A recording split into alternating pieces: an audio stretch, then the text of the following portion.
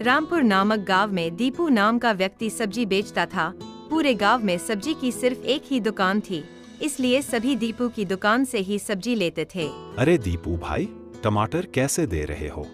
1 kilo का 50 रुपए। ठीक है, 2 किलो दे दो, लेकिन ताजा देना। बिल्कुल भैया, यह भी कोई कहने की बात है क्या? इस तरह दीपू हर रोज टमाटर बेचा करता था और रात को दुकान बंद करके वापस घर जाता था। उसके घर उसकी पत्नी और बेटा था। दीपू रोज सुबह उठकर अपनी बाड़ी से टमाटर लाने जाया करता था। टमाटर लाकर गांव वालों को बेचा करता था, लेकिन दीपू थोड़ी सब्जी कम पड़ने पर गांव की छोटी बाड़ी के मालिक संजू के पास टमाटर लाने जाता था। एक दिन सुबह ही पास की बाड़ी के मालिक संजू के पास जाता है। अरे दीपू, सुना है तेरा धंधा बहुत अच्छा चल रहा है। हाँ भैया, घर का खर्चा चल जाता है। अरे अब झूठ भी मत बोलो, पूरे गांव में तुम अकेले सब्जी बेचते हो तो मनमानी दामों में टमाटर बेचकर खूब कमाते होंगे, और मुझसे तो सस्ते दाम में टमाटर लेकर जाते हो तो मुनाफा तो बहुत होता होगा। नहीं भैया, ऐसा बिल्कुल नहीं है। मैं तो कम से कम दामों में टमाटर बेचता हूँ। मैंने गांव वालों से कभी कोई बेईमानी नहीं की है।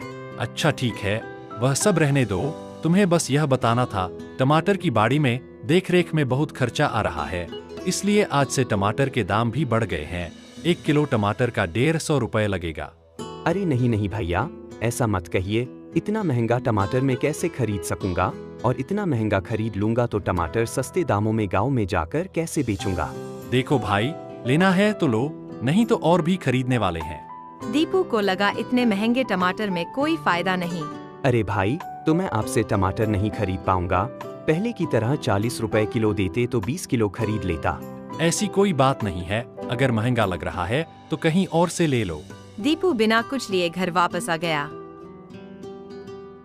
अरे टमाटर कहाँ है? दुकान पर ही छोड़ आए क्या? अरे नहीं, जहाँ से बाकी के टमाटर लेता हूँ उसने टमाटर के दाम बढ़ा दिए, इसीलिए घर की बाड़ी के टमाटर से काम चलाना पड़ेगा। तो आप मुनाफा कैसे कमा पाएंगे? मेरा मतलब है अपने टमाटर से तो कम मुनाफा होगा। अब क्या कर सकते हैं, जितना है उतने से काम चलाना पड़ेगा। हर रोज की तरह दीपू अपनी दुकान में जाकर सब्जी बेचने लगता है। भैया 1 किलो टमाटर देना। हाँ अभी देता हूँ, यह लो 1 किलो टमाटर। यह लो पैसे। अरे बहन 50 रुपए दो, यह तो सिर्फ 30 रुपए है।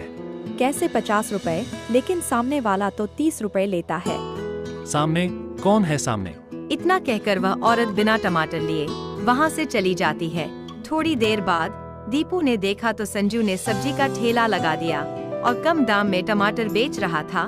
कुछ समय बाद और भी ग्राहक दीपू के पास आते हैं, लेकिन महंगा होने के कारण कोई भी उससे टमाटर नहीं लेता है और सब उसे भला बुरा कहते हैं और वहाँ से चले जाते हैं।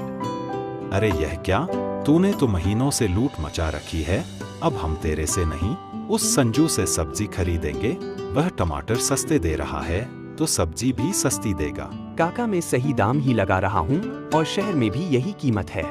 देख भाई, हमें तेरे से मतलब नहीं है, हमें लेनी है सब्जी। जो भी सस्ते दाम में देगा उसी से खरीदेंगे। इतना कहकर लोग संजू की दुकान से सब्जी खरीदने लगते हैं। शाम हो जाती है, कोई बिक्री नहीं होती है। आ जाओ, टमाटर ले जाओ, सस्ते दाम में 30 का किलो टमाटर। आ जाओ, ले जाओ, आओगे तो पाओगे, नहीं तो बाद में पछताओगे। इतना सुनते ही सभी गांव वाले संजू की दुकान पर लाइन लगा देते हैं। आप इतना सस्ता कैसे दे रहे हो? आज से पहले आपको देखा भी नहीं इस गांव में। वह सामने की दुकान में तो 50 का किलो दे रहा है। अरे भैया, हम बाकियों की तरह ठग नहीं है, बीवी बच्चों वाले आदमी है। एक एक पैसे की कीमत हमें अच्छे से मालूम है। मैं नया हूँ, लेकिन सब्जी हमेशा पुराने दाम पर ही आप सभी को बेचूंगा। सभी लोग बहुत खुश होते हैं। संजू की दुकान से सब्जी लेने लगते हैं। दीपू को कुछ भी समझ नहीं आ रहा होता है। जब संजू की दुकान पर भीड़ कुछ कम होती है, तब दीपू उसकी दुकान पर जाता है। भाई, आपने ऐसा क्यों किया? भला मैंने क्या किया? मैं तो अच्छी खासी सब्जी बेच रहा हूँ। अरे भाई, बेचो भले ही, पर इतने कम दामों में कैसे दे रहे हो? इसमें ना तो आपको मुनाफा होगा और ना ही मेरा। दोनों निश्चित दामों पर सब्जी बेचते हैं। मैं इसी दाम पर बेचूंगा, तेरे जो करना है वह कर। ऐसे करने पर मेरे से कोई सब्जी नहीं खरीदेंगे और मेरा व्यापार बंद हो जाएगा। तो बंद कर दो बेचना। संजू के यह तेवर देखकर दीपू को समझ आ गया था कि यह मेरा व्यापार बंद करने ही आया है। दुखी मन से घर वापस आ गया। क्या हुआ जी, इतने उदास क्यों हो? बिक्री तो अच्छी हुई ना। पता नहीं भगवान हमसे किस जन्म का बदला ले रहा है। ऐसा क्यों कह रहे हो? साफ साफ बताओ ना, क्या हुआ है?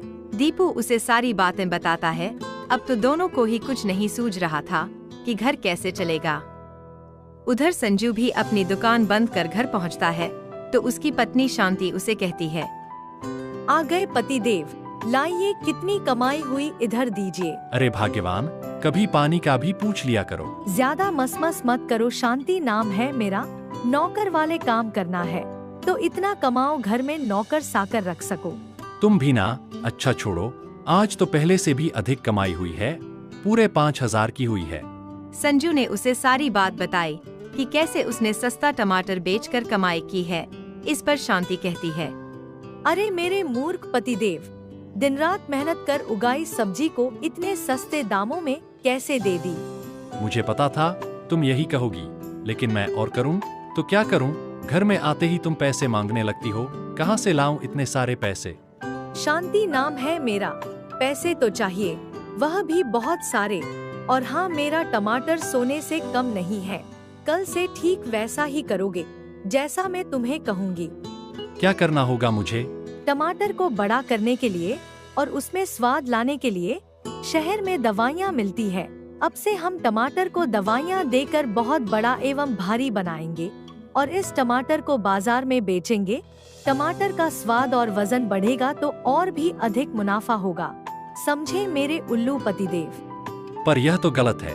तुम मुझे सिखाओगे कि क्या गलत है और क्या सही। चुपचाप से जैसा कहा वैसा करते जाओ। अगले दिन से संजू छोटे टमाटर को इंजेक्शन लगाकर बड़ा कर देता है, जिससे कुछ दिनों में काफी बड़े एवं स्वादिष्ट टमाटर हो जाते हैं।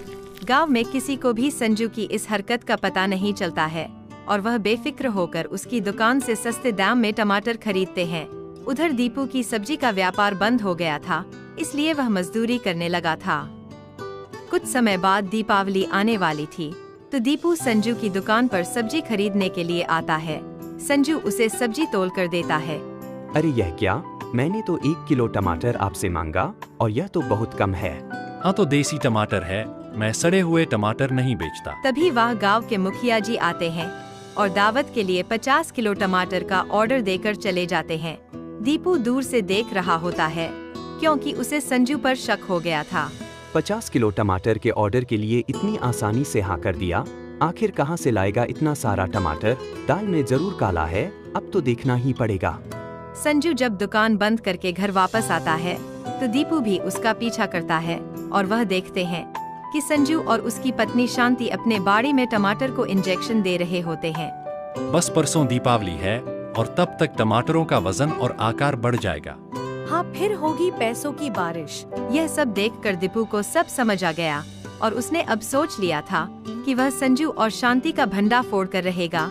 दीपावली के दिन संजू 50 किलो टमाटर लेकर सरपंच के घर पहुंचता है, लेकिन जब सब्जी बनाते हैं तब सरपंच देखता है कि सब्जी में बदबू आ रही है और रसोइये बता रहे हैं कि लीली सब्जी की गुणवत्ता खराब है। अरे यह क्या, सब्जी में बदबू आ रही है? ऐसे में तो मेरा सभी लोग मजाक उड़ाएंगे। वह बहुत घबरा जाता है। तभी वह दीपू आ जाता है और सरपंच को अपने फोन में रिकॉर्ड वीडियो दिखाता है। सरपंच जी, यह संजू ना जाने कब से दवाइयाँ वाली सब्जी पूरे गांव में बेच रहा है। इसी ने मेरी सब्जी का व्यापार बंद करवाया था और इसी की वजह से आज आप बदनामी की कगार पर हो। इतना सुनते ही सरपंच संजू और उसकी पत्नी शांति को पूरे गांव वालों के सामने बुलाते हैं और गांव वालों को सारी बात बताते हैं। सभी गांव वाले गुस्से में उन्हें मारने के लिए आगे बढ़ने वाले थे कि तभी दीपू उन्हें रोक देता है और उन्हें समझाने लगता है। उसके बाद संजू की पत्नी शांति कहती है, मुझे माफ कर दो दीपू, मैं पैसों के लालच में अंधी हो गई थी। हम दोनों यह गांव छोड़कर चले जाएंगे और एक नई जिंदगी की शुरुआत करेंगे। उस दिन से दीपू दोबारा सब्जी की दुकान खोलता है और अब उनकी दुकान में पहले से अधिक ग्राहक आने लगते हैं।